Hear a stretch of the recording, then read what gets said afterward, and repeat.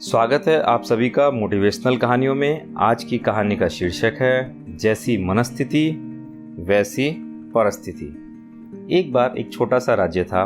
वहाँ के गुप्तचर ने राजा को सूचना दी कि पड़ोसी राज्य हम पर हमला करने वाला है, वह उसकी तैयारी कर रहा है। यह सोच राजा चिंतित हो गया तथा सभा बुलाई और सभी से राय ली कि अब क्या किया जाए। सभी को पता था कि इतनी बड़ी सेना के सामने हमारी सेना का टिकना मुश्किल है। कोई भी अपना सुझाव न दे सका। वहीं एक चतुर मंत्री भी था। उसने कहा कि जब जान पर ही बन आई है तो क्यों ना हम उन पर पहले आक्रमण कर दें। राजा बोला, हमारी सेना उनके सामने बहुत छोटी है, हम उसका मुकाबला नहीं कर पाएंगे। मंत्री बोला, वैसे भी राजा जी, उन्होंने हमला कर दिया तो हम संभल नहीं पाएंगे।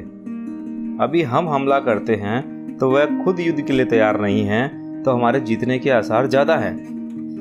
राजा ने बात मान ली और सेना को तैयार होने का आदेश दे दिया। राज्य के नागरिक भी सेना में जुड़ गए और युद्ध के लिए प्रस्थान कर दिया। दूसरे राज्य में पहुंचने के लिए नदी पर एक पुल था। उस पुल को पार करते ही राजा ने उस पुल को आग के हवाले कर दिया और सेना को बोला कि अब वापस जाने का कोई रास्ता नहीं है, या तो अब विजय प्राप्त करनी है या फिर यहीं प्राण दे देना है। पूरी सेना जोश के साथ लड़ी और पड़ोसी राज्य को हरा दिया।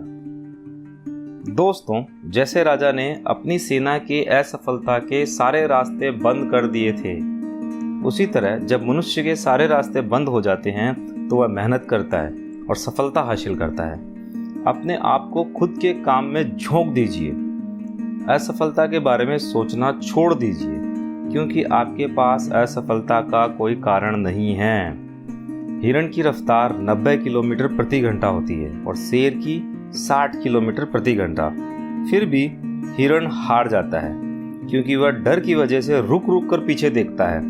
हिरण के मन का डर उसकी रफ्तार कम कर देता है और शिकार हो जाता है। इसीलिए कहते हैं, जैसी मनस्थिति वैसी परिस्थिति। धन्यवाद।